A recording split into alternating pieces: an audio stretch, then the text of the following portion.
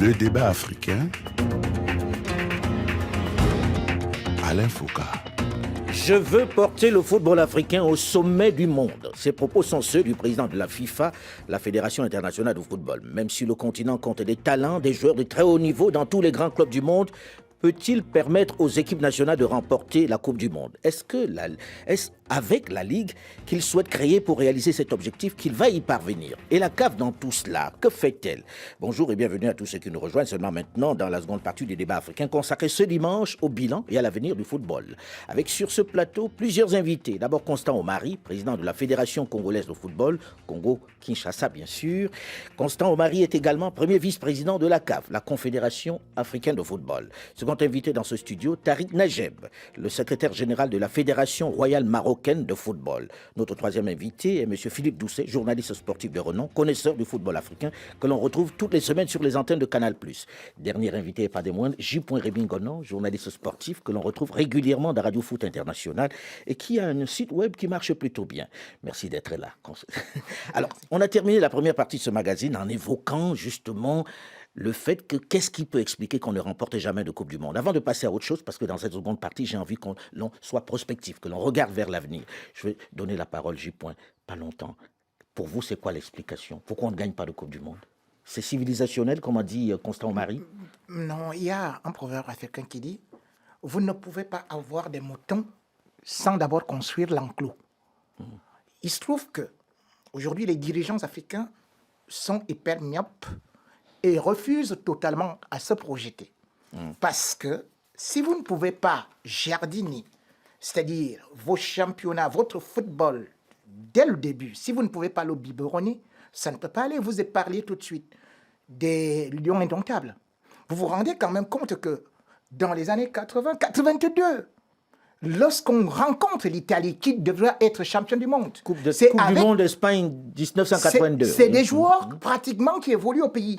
Tout le monde connaît le Rix à l'époque, le Canon de Yaoundé, le Tonnerre de Yaoundé, le Vita Club et tout. C'était des grands clubs européens. Le TP Mazembe. Et on devrait vous dire, à l'époque, lorsque ces équipes-là jouaient, c'est-à-dire que le Zaïre rencontrait le Cameroun, c'était au stade, par exemple, à Garoua, Rumdje. Et il y avait déjà la pelouse synthétique. La pelouse synthétique est arrivée à Nancy en 2003.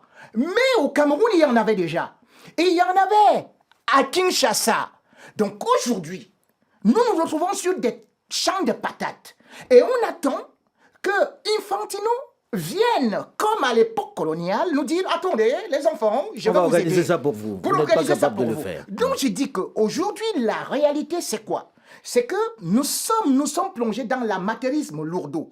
Des championnats africains qui ne sont pas organisés, les fédérations où il y a des kleptomanes, et il y a des bandes de souris qui sont dans le grenier d'arachide et qui sont là uniquement pour prendre des choses. Et arrivé à cela, une chose, c'est que longtemps aussi, la Confédération africaine de football n'a pas eu à taper le pied dans la fourmilière, d'autant plus que le fait de durer aussi au pouvoir, comme Ayatollah fait, ça fait que c'est devenu le football camerounais et le football africain sont devenus un peu cadavériques. Donc pour actuellement se réveiller, j'ai bien apprécié, par exemple, M. Ahmad Ahmad, qui a dit « Trêve à l'amateurisme. Si quelqu'un ne peut pas organiser une CAN, nous retirons. Donc nous exigeons cela. » Cela veut dire qu'il met au moins la barre assez haute. Et c'est pour ça que je ne voudrais pas, et c'est pour ça que je m'oppose d'ailleurs à ce qu'il y ait beaucoup de flexibilité par rapport à leurs paramètres, à leurs exigences. Eh bien l'Afrique, aujourd'hui, dépasse, lorsqu'on essaie de regarder le Qatar au niveau de la superficie, au niveau de la richesse, comment est-ce qu'on ne peut pas organiser une Coupe du Monde? Commençons par créer les infrastructures et tout ira. C'est un peu ce que le Maroc est en train de faire en ce moment. Lorsqu'on arrive au Maroc, il y a des infrastructures de plus en plus. Tout à fait, mais le président, M. Larja, a dit juste après le dernier comité exécutif de la CAF, a justement rappelé ces trois principes que j'ai décrits tout à l'heure, c'est-à-dire d'abord les infrastructures, ensuite l'encadrement et la gouvernance. C'est des choses qui, au niveau de la CAF, doivent... Et pour répondre à votre question, vous avez dit des moyens économiques, etc. Il y a aussi, parce que pour accompagner tout ce développement en infrastructure, il faut aussi augmenter les ressources, optimiser les ressources. et les mettre au service du développement. Au niveau de la CAF, c'est ce qu'ils essayent de faire justement en changeant les formats des compétitions, en augmentant par exemple la CAN à 24 équipes. Tout ça, ce sont des éléments qui permettent de commercialiser plus, et d'aller dans donc je vous rejoins tout à fait quand vous dites que le point de départ, c'est l'infrastructure. Alors, les infrastructures, on va prendre les choses dans l'ordre. Départ. On va prendre les choses dans l'ordre. Que nous avons fait à notre niveau déjà. Alors, Je la pourrais en parler. fêtière la plus importante, c'est la CAF. La CAF est l'organe qui organise tout ça, l'organe qui coiffe tout ceci. On a le sentiment qu'on infantilise un peu la CAF, non, lorsque quelqu'un vient dire « Bon, maintenant, on va vous mettre un peu sous tutelle. Déjà, vous n'avez pas un statut. » Comment on peut expliquer qu'après tant d'années, la CAF n'est même pas un accord de siège en Égypte? Est-ce qu'il n'y a pas déjà un problème à la tête, au sommet? Voilà, j'apprécie cette question. Je voudrais être le plus clair possible dans ma réponse. 1. Pourquoi nous n'avons pas d'accord de siège? La CAF l'a demandé depuis autant d'années. Oui, mais comment l'Égypte peut ne pas donner Vous permettez. Le problème était du côté du gouvernement égyptien. Je pense que je ne voudrais pas évoquer le nom du président, l'ancien président Issa Yatou, qui s'est aussi beaucoup battu pour l'accord de siège. Je me souviens qu'à un certain moment, nous commencions même à réfléchir sur l'hypothèse de quitter l'Égypte. Parce que les accords de siège posaient des problèmes. Il est parti, Hamad est arrivé. On a durci un peu le temps aussi vis-à-vis des Égyptiens. C'est d'ailleurs, il n'y a pas un mois et demi, il n'y a pas un mois, qu'on nous a dit qu'on était prêt maintenant à signer tous les accords de siège, ainsi de suite. Il faut préciser que les accords de siège permettent que vous soyez... Qu'il y ait un statut. Et même, la CAF n'a pas de statut pour l'instant. Et même en Égypte, ça a posé des problèmes. La protection même de la CAF vis-à-vis de la justice égyptienne, tout ça là, ça nous a posé de nombreux problèmes. Un membre de la CAF peut être traduit devant la justice. Mais maintenant, nous sommes en train de finaliser. Nous avons appris la bonne foi maintenant l'ouverture du gouvernement égyptien pour pouvoir nous signer cet accord de siège. Ça, c'est un premier élément qui est un accord important. Deuxièmement, quand on parle de l'Infantino et de la CAF, ce n'est pas la FIFA qui est venue s'ingérer sur la gestion de la CAF. Qu'on se le dise une fois pour toutes. C'est la CAF qui a demandé l'assistance, le consulting de la FIFA pour permettre d'amener un certain nombre de réformes. Qu'est-ce qui se passe exactement? Vous ne pouvez pas réformer, vous avez besoin de non, la vous permettez, je vous explique. Moi qui vous parle ici, j'ai fait partie de la commission de réforme de la FIFA, qui a été créée à l'époque, après tous les scandales qu'il y a eu. L'Afrique était représentée par moi et par mon collègue Ania Bourida de l'Égypte. Nous avions conduit toutes les réformes, la conception de toutes ces réformes. Il s'est fait que, quand Hamad arrive, il se rend compte qu'il est devant une situation, il y a quelques pesanteurs. Mais nous examinons en disant que la FIFA vient de réussir ses réformes sur un certain nombre de points. Pourquoi ne pas solliciter, parce que c'est l'organe fêtier du football mondial, c'est permis par nos statuts. Si vous avez besoin de la FIFA, vous demandez, la FIFA vous assiste. C'est comme ça que le comité exécutif, la CAF, a demandé cette assistance de la FIFA. L'a fait venir en consulting. Et encore que nous apprécions tout simplement. Pourquoi? Parce que la CAF ne paye pas toutes ces missions-là. Ces missions sont payées par la FIFA. C'est pour nous accompagner dans ce que oui, mais dans avons... le même temps, vous savez que pour coloniser, le colonisateur est arrivé avec son argent. Donc là, on se pose la question très clairement. Est-ce que vous êtes incapable de faire cette réforme sans la FIFA? Nous avions déjà commencé la réforme. Nous l'avions commencé. Mais il se fait que... Mais je vous pose une seule question. Oui. Même si ce n'est pas moi qui réponds. Non, l'Afrique. La Banque mondiale, le Fonds monétaire international, si on depuis combien d'années l'Afrique? Non, vous permettez. Ça fait combien d'années que ces deux institutions sillonnent en Afrique? C'est parce que les Africains sont incapables de le faire? Non.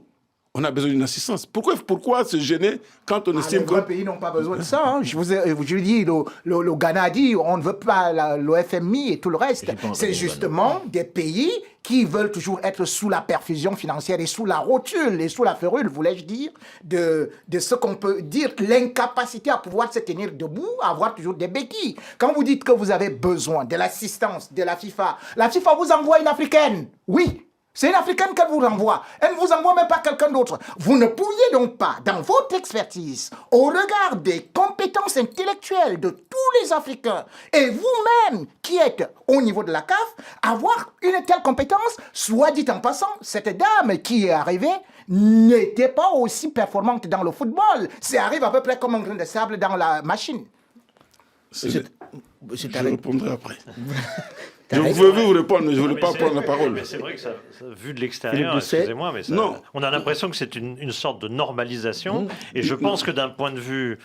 Enfin, je trouve que c'est très humiliant pour la CAF. Je trouve ça très humiliant. Je ne comprends pas que vous ne le ressentiez pas comme ça. Non, C'est non, très de humiliant toutes les vis-à-vis. façons, Ça Doucet. donne une image humiliante. Doucet, la CAF serait humiliée si c'est la FIFA qui lui avait imposé Oui, cette formule. certes. La normalisation, elle est imposée par la FIFA. Mais Ce ça, n'est c'est pas un la peu- ça, c'est normalisation. un peu de la com. Hein. Non, non, ça n'a la rien à voir, présentation non, des s'il vous plaît. choses, mais- Ça n'a rien à voir avec la com. La CAF a écrit officiellement à la FIFA pour demander qu'on nous détache quelques experts pour pouvoir nous aider, nous accompagner dans ce que nous amenons comme réforme. On ne peut pas se gêner. Pourquoi se gêner? Et c'est quoi le Mais calendrier? dis-moi, Parce que c'est quelques dis-moi, mois, s'il vous non plaît, s'il vous plaît. Ça, c'est- Bébéisme, La CAF a évolué. infantilisme. La CAF a évolué C'est pendant un quelques- certain nombre d'années sur un modèle de gouvernance, n'est-ce pas? Quand nous estimons qu'il faut passer à un nouveau mode de gouvernance, nous demandons qu'on nous assiste. Je ne peux pas, pourquoi nous juger? Dans ma famille, moi, je vais demander justement aussi que vous veniez m'assister pour éduquer mes enfants et mon épouse. Prochainement, je vais Je vous ne sais recruter. pas. Monsieur Nous Constant avons- Omari, nous avons- bravo. nous avons- Bravo. Alors, Nous on avons va même donner la commencé parole à les réformes. Tarek qui regarde ça en se disant Non, je pense que le procès, c'est un faux procès. Je pense que c'est une façon d'exprimer les choses ou bien de ressentir, comme a dit M. Doucet, les choses. C'est peut-être un problème de ressenti. Moi, je vais vous donner un contre-exemple très clair. Nous, au niveau de la Fédération royale marocaine de football, nous avons fait toutes ces réformes. Nous avons commencé par mettre changer nos statuts et mettre une commission de gouvernance, par exemple. Nous avons fait un certain nombre nous essayons de créer des ligues. On vient de créer la ligue féminine de football, justement pour essayer de donner un peu plus de part. mais en au interne, football vous avez féminin. fait tout ça, non? C'est en interne, vous n'avez pas fait C'est-à-dire- appel à quelqu'un. Non, c'est pour vous montrer qu'en Afrique, on peut très bien, de façon autonome, prendre les dispositions qu'ils font, et donc d'autres pays peuvent le faire aussi. Et nous, tous les efforts que nous avons faits depuis 4-5 ans, justement, je reviens encore sur ces points, sur l'infrastructure, sur l'encadrement, sur les systèmes de gouvernance, c'est des choses qui sont faisable en Afrique sans assistance. Donc le procès est faux. Donc peut-être que c'est mal exprimé. Maintenant... C'est ce qui me semble aussi, on est d'accord là-dessus. donc c'est le cas concret que la CAF et l'Afrique peut le faire sans assistance. Donc on n'a pas besoin de la FIFA. Je crois... Non, c'est juste mal formulé. Non, c'est non, pas... non, ce n'est pas pour une formulation. Nous avons démarré nos réformes. Je vous ai dit ici, moi qui vous parle, j'ai participé dans la commission des réformes de la FIFA. Oui, justement. Nous avons participé. Justement. Mais Mais Constant, j'ai s'il du vous mal à plaît, comprendre. le J'ai du mal à problème, c'est lequel? comprendre. Non, s'il vous plaît. Constant, j'ai Vous du mal à réformez la comprendre FIFA, que mais vous, vous ne Constant, réformez pas la CAF. s'il S'il vous vous plaît, plaît. j'ai du mal à comprendre, Constant, vous que je connais, que vous acceptiez que la FIFA vous mette sous tutelle. J'ai du mal à comprendre ça. Alain, Oui. je reviens. Il n'y a aucune tutelle de la FIFA sur la CAF. Il n'y a pas de tutelle. Quelqu'un qui dit je vais créer une ligue, Ce n'est pas ça. Écoutez, il y a une ligue première- africaine, c'est quoi alors? Ce n'est pas créé. Il nous a dit ceci, qu'il faut moderniser pour la rendre beaucoup plus commerciable et beaucoup plus efficace. Ce n'est pas je vais créer, il va créer en fonction de plus, ça existe. Pour récolter 1 milliard Non. afin que l'on puisse doter chaque pays africain d'un vrai stade de football aux normes C'est FIFA une formule. internationales. Nous sommes dans la conception, nous étions dans la conception. On a dit, dans les hypothèses de travail, On va est-ce qu'on ne prendre peut pas les meilleurs moderniser? arbitres africains, on va les salarier, on va dépolitiser, on va professionnaliser l'arbitrage en Afrique. Je veux porter le football africain au sommet du monde. C'est le patron de la FIFA qui dit « je veux porter ». Vous, ça ne vous choque pas? Ça doit me choquer en quoi exactement? Ah, Tout bon, mais simplement. dans ce cas, Je ne sais pas parce que, de prime abord, nous avons de mauvaises perceptions de départ. Pourquoi vous ne vous adressez pas au Maroc qui a engagé, par exemple... Vous permettez. Quand vous analysez l'Afrique, ne vous basez pas uniquement sur un seul pays. Le Maroc n'est pas toute l'Afrique. C'est un pays qui a commencé ses réformes, que nous encourageons, que nous avons vues. Ce n'est pas toute l'Afrique. Et les réalités, vous le savez bien. Puisque Non, vous je dis sillonnez pourquoi ne l'Afrique. pas s'appuyer sur ce modèle, par exemple? On a commencé ce travail-là. Nous avons travaillé, aussitôt que nous avons procédé à la mise en reprise, on a commencé des réformes. On a mis, je crois que si vous vous souvenez très bien, on a fait même venir des gens du Maroc, des experts en finance. On a commencé ce travail-là. Mais il se fait qu'il y a beaucoup de pesanteurs en Afrique. Et quand on parle en Afrique, ce n'est pas que vous parlez d'un tout où vous avez les mêmes réalités. Ce n'est pas que vous avez les mêmes réalités. Vous comprenez? Vous avez parlé, s'il vous plaît, vous avez parlé ici du comportement du gouvernement égyptien par rapport à l'accord des sièges. Vous comprenez? Donc ce ne sont pas les mêmes réalités. On a attaqué tous les points dans le début des réformes que nous avons commencées. Mais on s'est dit qu'à un certain moment, il y avait des réformes qui avaient... Pourquoi recréer la roue quand il y a certains pans de réformes qui ont réussi ailleurs? Pourquoi pas recréer la roue? On s'est dit, écoutez, amenez-nous les réformes que nous avons faites à ce niveau-là, au niveau de la FIFA, qui ont réussi, qui ont fait leurs preuves, pour qu'on essaie de voir comment les intégrer et les accommoder à la réalité africaine. C'est ce que nous sommes en train de faire. Juste une très courte question. Juste une très courte question. La mission de Fatma Samoura, je ne sais plus quelle durée elle avait, mais je pense qu'elle se termine bientôt. Je crois en février, il me semble. Est-ce qu'elle va être prolongée? Ou est-ce qu'on va arriver à la fin de la conclusion de ces travaux-là? Pas nécessairement. Nous avons demandé un rapport intérimaire qui sera examiné par le comité exécutif qui se tiendra au mois de février. D'accord. Début février. Donc en février, on saura Donc au mois de février, si les statuts sont prêts ou pas. Ouais. Si tous les réformes sont prêtes ou pas. D'accord. Non, je me rends compte que là, il fait appel quand même au comité exécutif et c'est là où je ne comprends pas aussi le fonctionnement de la CAF. Parce qu'aujourd'hui, je ne connais pas qui est au-dessus du comité exécutif, comme on parle par exemple de la coordinatrice de la FIFA aujourd'hui qui est à ce siège. Tout aussi, je vais faire un flashback pour dire que hier à Yaoundé, j'ai vu le président de la CAF annoncer par exemple l'organisation de la CAN au Cameroun et je me suis posé la question que, mais attendez, les statuts et règlements de la CAF disent dans l'article 23 que, bien évidemment, c'est le comité exécutif qui décide en dernier ressort. Et bien évidemment, il y a aussi l'article 39. Donc, au regard de ça, je me suis dit, finalement, est-ce qu'il existe toujours un comité exécutif ou alors il existe juste la femme qui a été envoyée par la CAF et puis Ahmad, je ne comprends plus rien. Donc aujourd'hui, il faut qu'il m'explique qui au-dessus, là, il est là pour vous expliquer. On va aller vite. Voilà, je vais vous expliquer très rapidement. Fatma ne marche pas dans l'organigramme de gestion de la CAF. Elle ne marche pas dans cet organigramme-là. Elle est à côté dans le cadre de l'assistance technique que nous avons avec la FIFA. Dans le cadre d'un accord. Elle ne marche pas. La CAF est dirigée par Ahmad. Vous avez l'Assemblée générale, le comité exécutif, et viennent après l'administration. C'est cela qui dirige la CAF. Ce n'est pas Fatma. Elle n'est pas au-dessus de la CAF. Fatma n'est pas au-dessus de la CAF, n'est pas au-dessus des membres du comité exécutif de la CAF. Elle est venue en assistance. Elle travaille avec une équipe. Qui lui donne des instructions? À qui elle rend compte? Elle rend compte aux deux. Et au président de la FIFA et au président de la CAF. Alors, on reste un peu plus longtemps sur la CAF parce que c'est l'organe quand même qui organise. Est-ce que le problème aujourd'hui, pour qu'on commence à modifier, à faire la réforme du football africain, ne passe pas d'abord par cette institution qu'est la CAF? Philippe Doucet. Oui, alors il y a ce qu'on évoque en ce moment, c'est-à-dire l'aspect un peu politique, statutaire, etc. Donc là, visiblement, Omar Constant vient de nous expliquer que les réformes vont arriver à terme, enfin très bientôt. Donc ça, c'est une première chose. Moi, j'ai envie de dire que je pense que là où la CAF a une insuffisance réelle, et là, c'est pas statutaire, hein, là, c'est la qualité des hommes qui fait la différence, c'est sur la partie sportive, tout simplement. C'est-à-dire je pense que la CAF devrait être beaucoup plus active pour la réforme de ces compétitions, d'avoir une réflexion très forte. Je trouve que les allers-retours qu'il y a eu sur les dates sont assez symboliques. Mais il y a des allers-retours aussi. Oui, mais pour le Qatar, par exemple, il y a eu des allers-retours. Oui, c'est arrivé une fois. Ok. Enfin, là, entre le CHAN, entre le mois de novembre et le mois de janvier, on vient de décider des dates du CHAN et de la CAN, mais pas pour 2024-2025. Hein. On vient d'en parler pour en avril 2020 et en janvier 2021, c'est aberrant, quoi. C'est très étonnant. Alors il y a cette gestion-là, donc ça pose la question de quelles épreuves. Le CHAN est une très bonne réflexion à avoir. C'est une épreuve originale que l'Afrique a créée, qui, à mon avis, a son utilité, mais bon, c'est pas l'objet du débat, mais il y a plein de réflexions à avoir dessus. Il y a des réflexions sur... Il y a eu les U23, il y a les U20, il y a eu les U17. Pendant ce temps-là, il n'y a pas de championnats locaux dans beaucoup de pays. Il y en a au Maroc, là, le etc. temps est finalement court. C'est un énorme chantier. C'est un chantier énorme. Le féminin, où la CAF a eu une action plutôt bonne jusqu'ici, mais la suite, on se demande, on ne sait pas très bien quelle est la politique dans tous ces domaines-là qui sont fondamentaux, parce que c'est la politique sportive, et la politique sportive, j'ai l'impression parfois, malheureusement, et je le dis devant Omar Constant, j'ai l'impression que ce n'est pas la priorité de la CAF, et qu'on se perd dans des débats de personnes et autres qui sont beaucoup moins intéressants, me semble-t-il, que la politique sportive, qui ne me paraît pas claire. En une minute, parce qu'on arrive... Vraiment rapidement. Je voudrais d'abord rassurer Philippe que si nous faisons des réformes, c'est parce qu'il y a eu des constats. Auquel cas, on ne se serait pas lancé dans des réformes.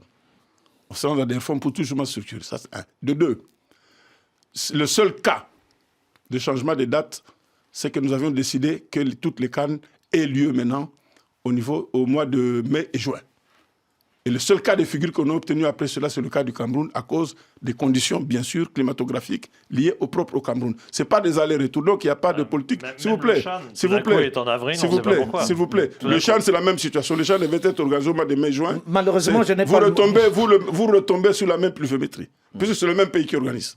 Non, mais c'est le même pays, c'est pas deux pays différents. En janvier, le CHAN, il est où vous voulez. Le seul truc, c'est de le savoir à l'avance, c'est tout. C'est le même pays. Parce que quand on organise un championnat local, excusez-moi, moi, de temps en temps, je fais des calendriers, j'aide des fédérations et je fais des calendriers autres parce que pour moi, c'est un élément fondamental. Pas pour la CAF, je sais, mais pour moi, c'est fondamental. Je suis désolé, quand on ne sait pas la date du CHAN, comment voulez-vous faire un calendrier d'un championnat local en ne sachant pas quand, que tout d'un coup, vos meilleurs joueurs vont partir jouer le CHAN? On est dans l'absurde total. Et on le décide en novembre. On le décide en sur le plan novembre. du marketing, du sponsoring. Oui, en plus. C'est-à-dire que les chaînes de télé aujourd'hui... Non, mais même simplement dans la chaîne... Non, mais tu as raison, bien sûr, mais dans la chaîne de l'organisation, où il y a la base quand même en Afrique, c'est un championnat local avec des équipes, les jeunes, etc. En tout cas, c'est un championnat local et des compétitions locales que sont pas et qui est en exergue, justement il y a ce CHAN qui est vraiment l'exergue des championnats locaux. Et ben on apprend en novembre qu'il n'aura pas lieu ni en janvier ni en juin mais en avril. Comment voulez-vous faire un calendrier? C'est impossible. On ne peut pas faire un calendrier. Il y a une erreur. Le Maroc s'en fiche, sont éliminés, mais pour les autres c'est un bordel. Il y a une erreur que vous commettez. C'est que il y a une erreur que vous commettez. Le CHAN était bien fixé pour le mois de mai-juin. Il se fait que malheureusement ou heureusement, c'est le même pays qui organise le CHAN et qui organise la CAN. Ouais, enfin, et le Cameroun, vous permettez, s'il vous plaît. Les autres fois, il était en janvier. Il était en janvier avant. Vous permettez. Malheureusement, je ne peux pas rallonger. C'est le Cameroun qui a demandé qu'on puisse revoir cette date. Ah, mais le Cameroun ne vient pas de découvrir la pluviométrie aujourd'hui. Je suis malheureusement obligé d'interrompre parce que le temps est très court. C'est un énorme chantier que celui de la réforme du football africain. Je vous promets, si vous êtes d'accord, que l'on remette ça dans une autre émission parce que le temps est court et que je ne peux pas le rallonger sur RFI. C'est 40 minutes et pas 40 minutes et 5 secondes. Merci en tout cas d'avoir accepté de venir en débattre. On reviendra sur la question puisqu'il passionne et il passionne également les auditeurs. Merci Constant Omari d'être venu. Merci Tarek d'être venu jusque-là. Merci à vous également. Le débat africain s'est terminé pour aujourd'hui. Delphine Michaud, Olivier Raoul et Alain Foucault, nous vous donnons quant à nous rendez-vous la semaine prochaine, même heure, même fréquence pour un autre débat africain. Dans un instant, une nouvelle édition du journal sur Radio France Internationale. Restez à l'écoute et à très vite.